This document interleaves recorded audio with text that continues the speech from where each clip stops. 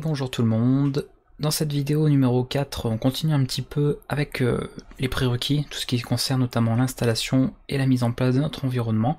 Dans cette vidéo pour laquelle nous n'allons pas voir énormément de choses, on va simplement passer en revue les différents paramétrages et configurations que nous avons fait, et également affiner certains paramètres, certaines options par rapport à notre environnement, pour avoir quelque chose qui soit complètement configuré et surtout fonctionnel pour la suite des vidéos, puisque par la séance prochaine, nous allons commencer tout simplement la découverte de PHP, ce langage de programmation qui va vous permettre de créer vos futurs sites web. On va commencer avec la partie Windows, donc pour ceux qui sont sur Windows, ceux qui sont sur Linux, vous savez que je fais ça après, vous pouvez très bien regarder cette section-là, je pense que ça vous servira si un jour vous avez l'occasion d'avoir Windows, ou alors pour d'autres, si par exemple vous utilisez tout simplement les deux systèmes d'exploitation. On va aller directement dans notre répertoire de configuration. Alors moi, entre temps, entre les deux vidéos là, j'ai changé un petit peu les chemins en fait pour Apache et PHP. Vous savez que dans les vidéos précédentes, ils étaient séparés ici dans le répertoire disque local C côte à côte. Et là en fait, j'ai fait un répertoire MyWAM tout simplement et je les ai mis à l'intérieur. Donc j'ai bien évidemment dans la configuration changé les chemins pour que ça fonctionne. Voilà. Donc j'ai juste fait du changement de chemin. Sinon tout le reste n'a pas bougé par rapport à la dernière fois. On va, et là je fais un petit rappel rapide aussi au niveau de cette vidéo, revoir les configurations. Pour Apache, il s'agit sur Windows de httpd.conf, d'accord. Et pour PHP, il s'agira, mais ça on le verra après, du fichier php.ini. On va aller ici, on va l'ouvrir, et on va vérifier déjà qu'on a bien fait le paramétrage comme il faut, et rajouter éventuellement quelques petites autres choses, quelques petites options. Donc on y va, le serveur root, donc vous voyez, hein, évidemment j'ai changé le chemin comme je t'avais dit, donc ça on vérifie effectivement que le chemin est correct, mais de toute façon on le verrait tout de suite en testant le fonctionnement du site web. On écoute bien sûr le port 80 puisqu'on est en HTTP, si éventuellement plus tard on voulait être en HTTPS, on passera en 443, mais là pour le coup nous on reste sur quelque chose de simple. Au niveau des modules on n'y avait pas touché, sauf exception pour le module Rewrite, qui permettra de faire de la réécriture et dont on va se servir pas mal par la suite. Donc je vous avais dit que vous pouvez le décommenter, voilà. Après inutile de décommenter d'autres choses, si vous ne l'utilisez pas, ça sert à rien de les charger pour rien, inutilement. Ça ne ferait qu'alourdir les performances tout simplement, enfin de réduire les performances au niveau de votre serveur. Ça on n'y avait pas touché parce que c'était pas intéressant. Pour le mail, nous ça nous intéresse pas, parce que je rappelle qu'on va évidemment travailler en local, donc pas de souci. Du coup le server name, là c'était intéressant évidemment de bien l'avoir décommenté et de mettre localhost pour être sûr. Et à partir de là, nous allons avoir quelques options à vérifier qu'on n'a pas forcément regardé de près dans les vidéos précédentes. Ici, vous voyez que vous avez un fonctionnement de balise, d'accord? On retrouve ici Directory, avec le chemin bien évidemment vers mon répertoire qui va accueillir mes sites web. Il se termine ici, d'accord? C'est une balise fermante à cet endroit-là. Et vous avez quelques options, donc là on voit qu'on en a 3, d'accord? 3 lignes qui ont été spécifiées à l'intérieur. Alors ils ont mis beaucoup de commentaires, c'est l'avantage du fichier de configuration, comme vous voyez il a beaucoup de commentaires, donc il est plutôt bien expliqué, mais je vais évidemment vous montrer un peu dans le détail tout ça, à quoi ça sert et qu'est-ce qui peut être intéressant à activer, désactiver ou configurer en fonction. La première partie ici, ce sont les options. Les options vont pas mal servir au niveau du fonctionnement de notre, tout simplement de notre serveur. Les options elles sont définies ici, d'accord? Donc dans notre fichier, que je rappelle ici, notre fichier de configuration principal pour Apache, il suffira tout simplement de mettre le nom en question, donc vous pouvez mettre tous les noms si vous voulez, pour dire d'activer tout simplement ces options-là, d'accord? Donc là on voit que par défaut j'ai deux options d'activer, Indexes et Follow Symlinks. Indexes, c'est pas mal à connaître, d'accord? C'est pour ça que je vais vous en parler. Ça va permettre tout simplement de lister le contenu d'un répertoire si le serveur ne trouve pas de fichier d'index, d'accord? Vous avez vu par exemple pour HTML, on va faire un index.html, pour PHP on fera un index.php, ou éventuellement un autre nom qu'on aura choisi, on pourra voir ça par la suite, pourquoi pas, pour dire par exemple que tel nom de fichier, telle extension, on considère que c'est ce qu'on appelle un fichier d'index, donc un fichier d'entrée en fait, de démarrage pour notre site. Si le serveur ne trouve pas un de ces fichiers là, d'accord, donc par rapport à une liste qu'on aura définie, mais on va le voir juste après de toute façon, il va lister les répertoires. Alors par défaut, quel va être le comportement? Alors, vous allez le voir rapidement. On va créer plein de choses. Donc je vais pas mettre un de index.php, d'accord, je vais mettre par exemple truc.php, c'est un peu bizarre mais peu importe. On va mettre un document là. Qu'est-ce qu'on peut mettre aussi? Un fichier texte, pourquoi pas. Info. Bon, je mets des noms bien sûr avec plusieurs extensions, même si c'est pas des vrais fichiers, d'accord, hein. Mais c'est vraiment pour montrer, voilà, je fais n'importe quoi. Et puis là-dedans, allez, admettons, je peux mettre un index.html. Là, c'est effectivement intéressant de le faire pour vous voyez un peu la différence. Index.html. HTML, et pourquoi pas mettre un code dedans. Voilà. Hop. Alors je mets évidemment rapidement quelque chose. Hein. Voilà, c'est juste pour que vous voyez en exemple. On va lancer le serveur pour que vous voyez un petit peu, évidemment, en cas réel ce que ça donne. Voilà. Et on va regarder. Alors par défaut, d'accord. Donc là, l'option indexise est activée, d'accord. On l'a noté. Donc là, sur la racine de notre site, d'accord. Donc le fameux répertoire htdocs, hein, je rappelle, donc ici. Vous voyez, là on est à la racine du site, vous voyez qu'il n'y a aucun fichier index.html, index.php ou je ne sais quoi. Du coup, l'option étant activée, elle va lister le contenu de mon répertoire. Donc vous voyez, on retrouve du coup le fameux fichier PDF, le fichier texte, truc.php pour le coup, donc il n'est pas un fichier d'index, et include. Si je vais dans include, là étonnamment, le fichier se lance. Effectivement, il a trouvé un fichier index. Donc là, pas de souci, il l'interprète, et le serveur arrive à exécuter le HTML, donc c'est interprété, c'est lu directement dans le navigateur. Par contre là il n'y en a pas, donc ça nous liste. Alors dans certains cas ça peut être utile d'avoir ça, par contre plus tard il est possible que vous fassiez des architectures de sites web assez complexes, d'accord, assez particulières, et vous n'aurez pas envie que les gens puissent justement lister le contenu des répertoires, d'accord. Dans certains cas ce ne sera pas voulu, donc évidemment en fonction de ça, il faudra penser à retirer cette option, d'accord. Donc si vous ne voulez pas qu'on puisse lister le contenu des répertoires, vous ne la mettez tout simplement pas. Et qu'est-ce qui va se passer à ce moment-là? Alors je vais relancer bien sûr Apache, c'est important. Voilà. Hop, on va retourner. Alors, comme je ne l'ai pas fait comme un service, hein, vous voyez, je suis obligé de relancer à chaque fois l'exécutable parce que je voulais pas en faire un service Windows. Comme ça, voilà, c'est plus pratique pour moi. Et là, je vais actualiser. Et voilà ce qui se passe. On vous met tout automatiquement un forbidden, comme quoi vous n'avez pas la permission d'accéder à ce serveur s'il ne trouve pas de ça. Par contre, si je fais un inc, vous voyez qu'on arrive quand même à revenir sur le fameux fichier index.html du répertoire inc, d'accord. Donc tant qu'on trouve un index, ça va. Par contre, si on ne trouve pas d'index, bah, on cache, on masque tout simplement le listing, donc le contenu du répertoire. Donc ça peut être intéressant à savoir. C'est une option qui est à connaître en tout cas. Les includes, je passe pour le moment, ça ne nous intéresse pas. Follow symlink, vous pouvez la laisser, c'est pour tout ce qui est lien symbolique. Donc ça en général on la laisse parce qu'elle pose pas généralement de problème. Et multiviews, pareil, on en reparlera par la suite, donc voilà, j'insiste pas pour le moment là-dessus. Donc évidemment on reviendra dessus. En tout cas, renseignez-vous un petit peu sur ces options éventuellement, même s'il y en a qu'on va revoir de toute façon au cours de la formation, pour voir lesquelles activer ou non, d'accord.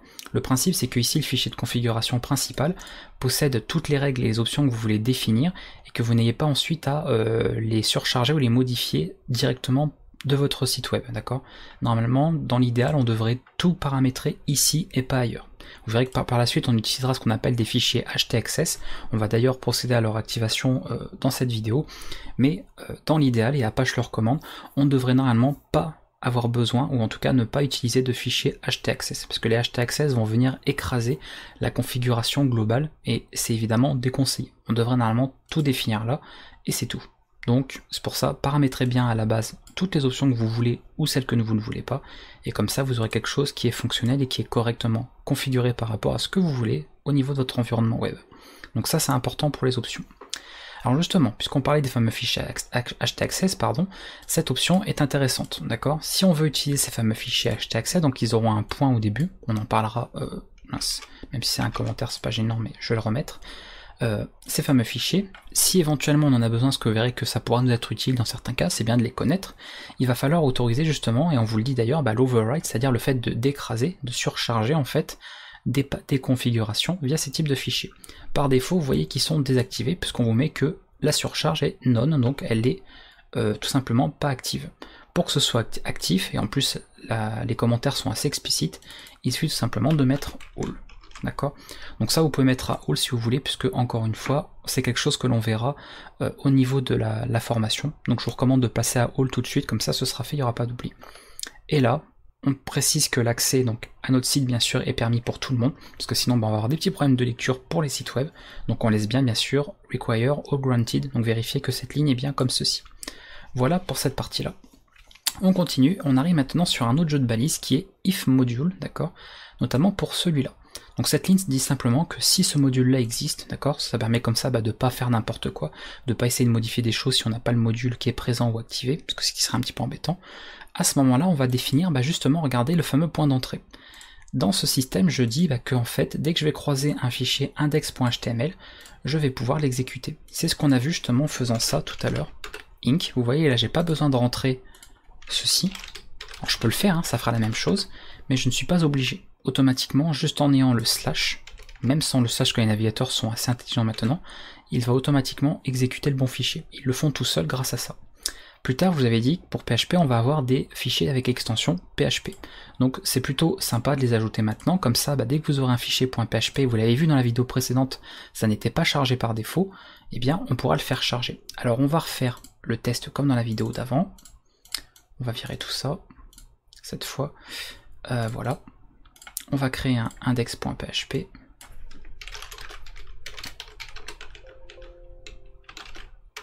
Hop, PHP. Voilà. On va relancer ici. Là vous voyez, ah bah oui, Inc forcément il n'y est plus, donc on s'en fiche. On retourne à localhost. Voilà. On vous met que ça n'est pas accessible. Tout simplement parce que ce n'est pas un point d'entrée. Selon ma configuration ici, les index.php ne sont pas des points d'entrée au niveau tout simplement de nos options. Et comme on a interdit tout simplement le indexes, évidemment ça ne marche pas. Alors si je remets le paramètre par défaut, parce que moi éventuellement on peut le laisser, nous là comme on est en local, ça me gêne pas spécialement qu'en local on puisse lister le répertoire, donc après tout l'option là je vais pas l'enlever, je vais la laisser indexes pour du local, c'est pas gênant. On va revenir à la configuration qu'on avait avant la vidéo pour cette partie là. Voilà, on va relancer Apache encore une fois. Donc voilà ce qu'on avait dans la vidéo précédente. Rappelez-vous, quand on avait fait le index.php, on avait ce fameux lien qui du coup listait. Et on est obligé de cliquer ça pour qu'effectivement ici le fichier PHP soit exécuté. Ce qui était un peu problématique. Et je vous avais dit que dans la vidéo suivante, on verrait comment l'exécuter tout de suite. Et bien justement, vous allez pouvoir le faire ici. D'accord? On va aller là. Donc sur cette ligne-là, vous avez un directory index et on vous met le type de fichier. Tous les fichiers index.html seront automatiquement exécutés par le navigateur, d'accord, qui les trouvera et qui les exécutera. Si vous voulez que les fichiers PHP soient pareils, vous le mettez à la suite tout simplement. Index.php, c'est-à-dire qu'il va chercher de l'HTML, s'il ne trouve pas, il va chercher index.php, et vous pouvez en mettre d'autres, d'accord. Je sais qu'il y a le format des fois HTML, même si je ne recommande pas. Donc si vous voulez mettre d'autres types, si par exemple un jour vous avez des fichiers en ASP ou je ne sais quoi, dans un autre langage pour le web, vous pourrez les ajouter ici, au niveau de votre serveur Apache. Nous, comme on va se contenter que de PHP et HTML, on va laisser ces deux-là. Là, évidemment, je suis obligé de redémarrer mon serveur, encore et toujours, hein, je rappelle. Ça, c'est important, hein, quand vous modifiez la configuration d'Apache, n'oubliez pas de redémarrer Apache, hein, sinon ce ne sera pas pris en compte. Et là, bien sûr, maintenant, hop, c'est automatiquement chargé. Voilà, donc les index.php sont reconnus comme des fichiers d'index réellement, donc sont automatiquement exécutés au niveau de notre serveur Apache. Donc ça, voilà, vous pouvez laisser cette ligne là comme ça, index.html et ajouter index.php à la suite, ce sera bien pratique. Voilà pour cette partie là, alors on continue, tout ça on n'y a pas touché parce que tout ce qui est log etc, on n'en est pas encore là pour le moment, on verra éventuellement quand on en parlera par la suite si on veut modifier des choses, mais ça sert à rien pour le moment de s'y attarder, tout ça on peut passer aussi, et on arrive après au niveau de PHP, donc la partie PHP. Alors ça on aurait pu l'optimiser un peu, ça c'est ce que je vous avais fait mettre tout au début, on pourrait éventuellement le modifier, d'accord, faire quelque chose d'un petit peu plus propre, notamment en faisant ça, je vous montre rapidement, en mettant le chargement du module, d'accord, et après de spécifier, donc notamment ici pour tout ce qui est chemin, de le faire via un matching, donc c'est-à-dire de dire qu'on va sélectionner un certain type de fichier, donc une extension, et appliquer un type mime. C'est-à-dire que nous on avait fait comme ça directement, mais c'est vrai que si on veut être assez strict, d'accord, si on veut faire quelque chose d'un peu plus propre, on peut utiliser le jeu de balise files match, tout simplement, d'accord. Et là il va falloir noter ça comme ça. Un anti-slash pour pouvoir échapper le point, c'est important, et on va noter PHP. Le dollar c'est la fin, mais ça j'en parle pas parce que là ça concerne un certain type de formatage, mais on n'en a pas encore parlé en PHP ou même ailleurs, donc j'évite forcément de m'attarder là-dessus. Vous écrivez simplement ça, et la fameuse ligne que nous avons mis ici, vous allez pouvoir l'ajouter là. Donc on met un petit tab, voilà. Sauf que là on va directement nous la modifier, puisque on part du principe que ça a été matché. Donc on peut, plutôt que de faire un add, on va carrément setter, donc c'est-à-dire qu'on va modifier ce type là pour dire voilà que cette extension là en fait ça correspond vraiment à un fichier PHP. Ok. Et on n'oublie pas bien sûr de fermer ceci. Voilà, vous pouvez vous contenter de ça. Ça peut être éventuellement quelque chose. Le type, on le mettra après, on va le garder après. Ce qu'on peut mettre aussi maintenant, c'est ça, d'accord? Ça, c'est au niveau du module. Donc moi, je vais dire, comme je vais faire quelque chose de plus strict, je vous oublié de fermer ça, mince. Je pars du principe que ça doit être fait que si le module effectivement a bien été chargé. Admettons, imaginons que le module je l'ai mal configuré ou que je me suis trompé dans un chemin, eh bien ce serait un peu dommage de définir un répertoire sur un module qui n'est pas chargé. Donc pareil, on va affiner un peu la configuration. Encore une fois, si vous laissez comme c'était, ça marchera, vous avez vu que ça marchait donc ça va, c'est qu'on a bien fait les choses, mais là en fait on corrige un petit peu ça, on optimise un petit peu les commandes qu'on met aussi au niveau de la configuration d'Apache, histoire d'avoir quelque chose vraiment de plus propre et voilà, qui soit mieux paramétré à ce niveau-là. Donc on va utiliser le fameux if module, comme on l'a vu tout à l'heure, sauf que là, il faut vérifier ça. PHP 7 module. Donc si ce module effectivement est bon, d'accord, a bien été chargé, existe, etc., et effectivement, on s'occupe d'ajouter ça. Après c'est pareil, j'ai un petit doute, mais normalement ici, il est possible que des fois vous voyez écran majuscule, mais normalement ça ne pose pas de soucis, d'accord, à ce niveau-là. Il n'y a pas bizarrement ici, c'est vrai que je trouve ça un peu bizarre, parce qu'en général, bon, même si ici c'est du multiplateforme, logiquement c'est vrai que la casse est importante en programmation ou en informatique, et là c'est vrai que sur beaucoup de cas, vous verrez que des fois vous pouvez écrire en minuscule, en majuscule, ça fonctionne. Donc personnellement je trouve ça pas très propre que les deux fonctionnent, et ça devrait être assez strict au niveau de la casse du texte, pour comme ça qu'on s'assure d'avoir toujours la même version. Mais là, pas de souci. Donc là, on part du principe que si le module est bien chargé, existe bien, effectivement, on précise bien ce chemin-là. Alors vous avez remarqué, moi, au niveau de mes répertoires, j'ai enlevé les numéros de version par rapport aux vidéos précédentes. Mais encore une fois, peu importe, d'accord, c'est juste une histoire de chemin. Vous adaptez en fonction du répertoire que vous avez fait, de l'environnement. Ça, c'est vous qui voyez, vous êtes assez grand pour le modifier. Et finalement, donc l'ajout ici du type, d'accord, réellement, on va le faire avec if module mime module. Donc il y a un module pour gérer les types mime, qui est celui-là. Et pareil, on va faire ça proprement. Si ce module, effectivement, c'est OK, on ajoute notre fameux fichier comme ça. D'accord? Tout simplement. Voilà. Donc qu'est-ce que ça veut dire? Ça veut dire qu'en fait je considère que moi, mon PHP, ce sont les fichiers qui portent l'extension PHP et même les fichiers qui portent l'extension HTML. Puisque dans un site fait en PHP, je vais des fois utiliser du HTML ou éventuellement avoir des fichiers HTML. Pourquoi pas? D'accord? Ce sera interprété de la même manière. Donc je mets les deux, il n'y a pas de problème. Si vous mettez pas HTML, c'est pas grave du tout. Vous faites comme vous voulez. Vous pouvez également le laisser. Voilà. Alors, si vous trouvez que c'est un peu trop complexe, etc., vous pouvez rester avec l'écriture d'avant. L'écriture d'avant était correcte, hein, d'accord, c'était pas une erreur, hein, je vous le dis tout de suite, c'était pas faux. Par contre, là, on a quelque chose d'un petit peu plus propre, au niveau de la présentation pour la configuration.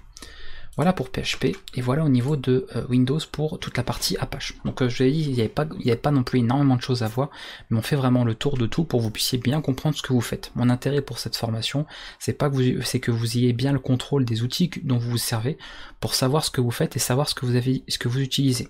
Je trouve pas normal par exemple de faire du web et de pas savoir ce qu'est un serveur HTTP, ou si par exemple quelqu'un qui fait du web depuis des années ne serait même pas capable de vous expliquer ce qu'est Apache, je trouve ça assez problématique pour ma part.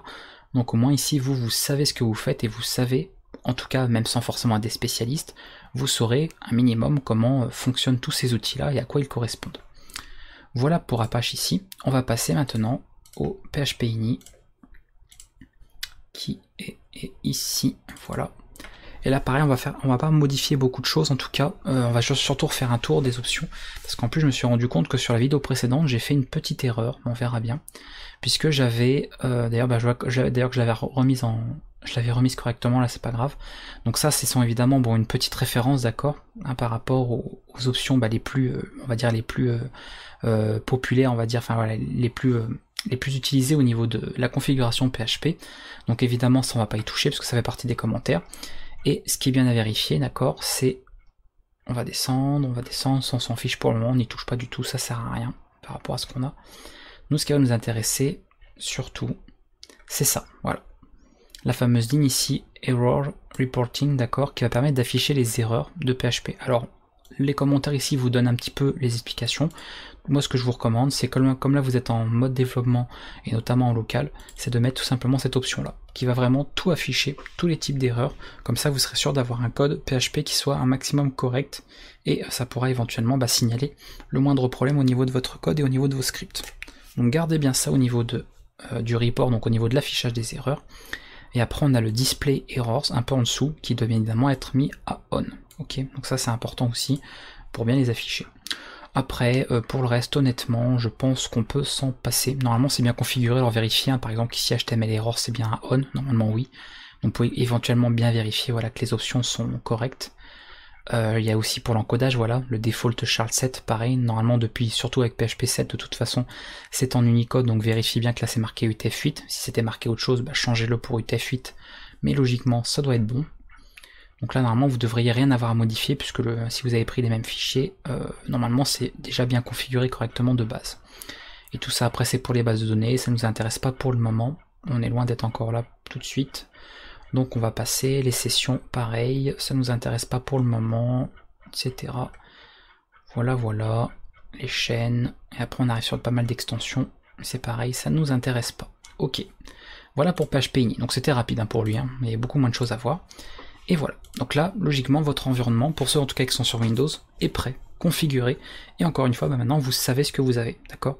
Vous n'avez pas là simplement installé un logiciel qui avait plein d'outils à l'intérieur, qui vous a tout fait à votre place, sans savoir ce que vous utilisez. Là maintenant, vous êtes parfaitement conscient de ce que vous avez installé, à quoi ça sert, et qu'est-ce qui fonctionne pas, qu'est-ce qui est paramétré. Donc ça va évidemment beaucoup mieux se passer pour la suite de la formation, et dans les vidéos que vous allez suivre prochainement. On passe à Linux, donc on va fermer lui. On va virer Apache ici, ça n'a rien qui tourne en boucle. Voilà, et on va passer à Linux. Donc Linux, on va faire un petit peu la même chose, d'accord? On va vérifier. Simplement que vous savez que les répertoires sont un petit peu différents. Alors oui, hop, on va refermer tout ça. Voilà, pour pas vous embrouiller. On va aller ici, en ligne de commande. Voilà. Et on va procéder à quelques modifications. Alors je vérifie que j'ai rien oublié parce que je voulais que vous modifiez les paramètres comme on avait changé. Je voulais qu'on active le hashtag 16, donc pour Windows on l'a fait, et après les options j'en ai parlé, tout ça. Donc normalement j'ai rien oublié. De toute façon au pire si vraiment j'avais oublié quelque chose, je me rendrai compte dans les vidéos prochaines, donc on corrigera à ce moment-là. Mais logiquement c'est bon. Ce qu'on va faire maintenant, donc je rappelle, pour les fichiers de config sur Linux, notamment pour la distribution comme j'ai ici, donc Ubuntu, Linux Mint, Debian, etc. Vous avez /etc, Apache 2, ils sont dans ici, voilà, apache2.conf. Ça c'est le fichier configuration d'Apache, d'accord? Alors attention, rappelez-vous, comme c'est des fichiers système, il est en lecture seule, donc là vous pouvez pas le modifier. Si vous voulez le modifier, il faudra évidemment l'ouvrir en ligne de commande, ici. Donc sudo, vous mettez par exemple nano, c'est pratique à utiliser, etc, apache2, apache2.conf. Voilà. Et là on va vérifier également, donc avec les flèches directionnelles, que tout est bon. Donc logiquement, et ça c'est pour ça que Linux est plus pratique là-dessus quand même, c'est que il est mieux optimisé au niveau de la configuration par rapport aux autres. Vous voyez qu'ici par exemple tout est commenté, puisque les configurations sont bien paramétrées par défaut. Donc tout ça on n'y touche pas, ça c'est bon. Ça c'est bon aussi, ça non, pareil. Voilà, voilà. Ça on n'y touche pas non plus. Donc vous voyez qu'il y a des petites différences hein, bien sûr entre Windows et Linux, hein, c'est pas la même chose. Donc là c'est le répertoire racine, donc ça nous on s'en fiche, on n'y touche pas. Et ça voilà, d'accord, le var 3w, je rappelle que ici, c'est là qu'on va avoir après dans le dossier HTML notre nocite. Hein. Donc vous voyez qu'on retrouve les mêmes options. Même chose, bah, comme on a vu sur Windows, vous enlevez celles que vous voulez, d'accord, enfin celles que vous ne voulez pas, pardon, vous pouvez les enlever, et vous pouvez même en ajouter d'autres à la suite. Si vous voulez ajouter le multiview ou autre, n'hésitez pas. Nous on avait dit qu'on voulait activer le hashtag access, donc on va mettre le all ici, on va sauvegarder, CTRL O, entrée, voilà, et on continue. On continue. Bon là, voilà, vous voyez qu'il y a une petite ligne en plus pour le nom du fichier hashtag access. C'est pas obligatoire, mais ici, vous voyez qu'ils sont un peu plus propres, ils le mettent quand même, pour être sûr. Donc voilà, ça on peut passer. Ça c'est des fichiers de configuration à part. Ok, donc là, c'est correct. Donc vous voyez qu'il n'y a pas de directory index ici, tout simplement parce que par défaut le Apache sur Linux est plutôt bien configuré de ce côté-là. Vous pouvez éventuellement l'ajouter si vous voulez, d'accord, en mettant un if module pour tout ce qui est tout simplement l'ajout des directory index, pardon. Donc le module c'est dir, hein, dir en underscore module, pour pouvoir paramétrer dessus, donc avec le jeu de balise hein, ouvrante fermante, et après vous mettez un directory index. Mais honnêtement vous pouvez le laisser, de toute façon ça fonctionne déjà par défaut. Donc à la rigueur, inutile de rajouter des trucs, ça fonctionne déjà. Donc là c'est ok, donc ça on a déjà vu. CTRL X, et voilà. Et on passe du coup à notre fichier PHP, donc là c'est 7 nana, php.ini. Qu'est-ce que j'ai fait comme bêtise? Ah oui, c'est à page 2. Voilà, php.ini. Et là c'est pareil, vous revérifiez éventuellement, mais logiquement je crois qu'on va rien avoir à modifier pratiquement. Parce que tout est déjà mis comme il faut, de base. On va vérifier quand même. Hein. Donc ça c'est... Ah oui, c'est ici qu'on a fait, là que je m'étais gouré. J'avais décommenté ça, non, il faut le laisser commenter, c'est plus bas qu'il est. Je sais pas pourquoi j'avais enlevé là. Donc ça c'était une erreur de ma part, hein. J'ai fait une erreur d'inattention là. Je suis allé modifier dans les commentaires, bon ce qui aurait pas été très grave, mais bon, ça en général ne touche pas, ça fait partie des explications. Donc autant qu'on le modifie et qu'on y touche au bon endroit. Sinon on va se retrouver avec deux fois la même commande, ça risque d'être un peu embêtant. Donc ça on n'y touche pas, output. Je fais pas des recherches, hein, comme ça on passe vraiment tous les paramètres pour être sûr. Voilà, voilà, ça on s'en fiche aussi, la précision on s'en fiche, ça aussi. Et là on va commencer à arriver à autre chose qui nous intéresse. Voilà, on y arrive là. Ok, alors, max input, ça on n'y touche pas, parce que par défaut c'est très bien comme ça. J'aurai l'occasion d'en parler. Et là on arrive aux erreurs et ça nous intéresse. Voilà. Il y en a des commentaires. Voilà. Donc le error reporting, donc vous voyez que sur Linux il y a une petite différence. Il vous met, vous voyez que il ne faut pas forcément afficher tout ce qui concerne par exemple les fonctionnalités dépréciées. Donc moi éventuellement, je vous invite à carrément enlever ça et de laisser le voilà, vraiment comme Windows pour vraiment tout afficher. Vous pouvez mettre ça comme ça. Display error on, donc vous voyez par défaut c'est bien mis. Alors ça par contre les startup error d'ailleurs c'est à off apparemment ici, tiens. Ah ouais, ils mettent à...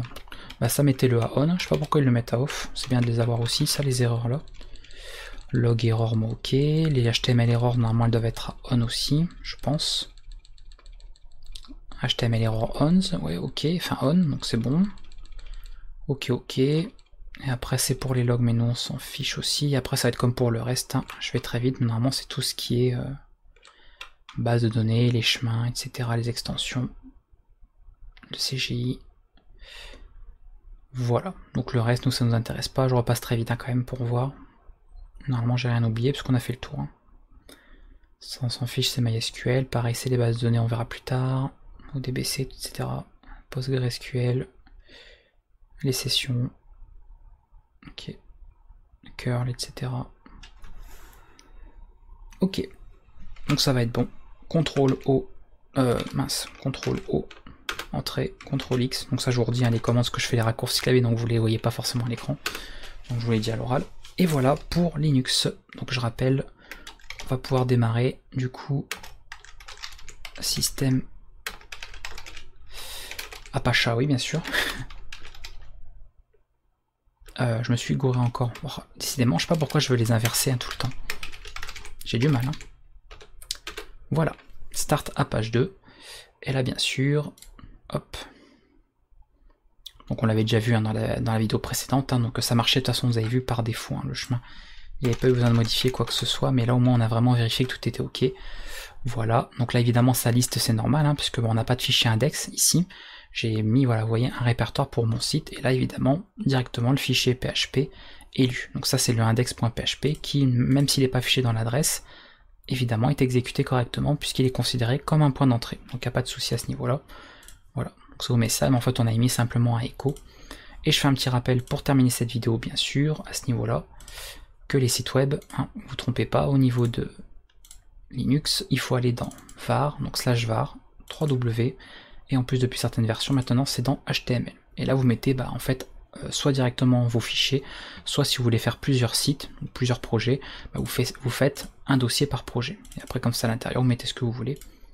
Et je vous remontre, hein. Donc voilà, le message bonjour qu'on a bien eu dans le navigateur, donc c'est bon. Et attention aux droits, hein. Rappelez-vous au niveau des droits des fichiers, c'est pareil, c'est important. Donc ça, faites attention à tout ça, pour que ce soit bien évidemment accessible. Donc on va fermer lui. Page 2, ça va être bien aussi, c'est plus rapide, voilà. Et on est bon pour ça, le paramétrage est ok, vous avez donc votre environnement de développement web qui est prêt.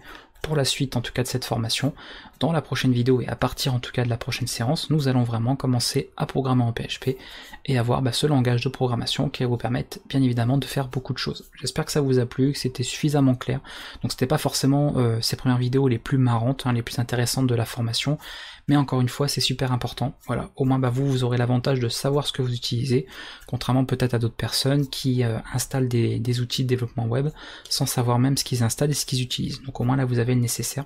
Alors pour ceux qui avaient vu mon ancienne formation PHP, d'accord, l'ancienne version, où justement j'avais démarré par l'installation de tous les outils via XAMPP, il y aura, ça dépend encore une fois du moment où vous regardez cette vidéo, un tutoriel dans la playlist PHP tutoriel pour l'installer, d'accord. Il y a même un tuto pour WAMP Server, enfin voilà, pour différents logiciels qui permettent de faire ça. Donc après, si bien sûr vous avez besoin d'aller plus vite, vous pouvez utiliser XAMPP ou utiliser WAMP Server, ça pose pas de souci. L'intérêt ici maintenant, c'est que encore une fois, vous êtes le maximum indépendant par rapport aux outils dont vous vous servez, et encore une fois, vous savez ce que vous utilisez et vous savez à quoi ça correspond et comment ça fonctionne. Et ça c'est quand même super important quand on fait de l'informatique, d'avoir un contrôle encore une fois sur les outils dont on se sert, parce qu'on s'en sert beaucoup et on se sert de beaucoup de choses également. A bientôt tout le monde pour la suite de cette formation en PHP, et si vous avez des questions, n'hésitez pas à laisser des commentaires. Ciao tout le monde.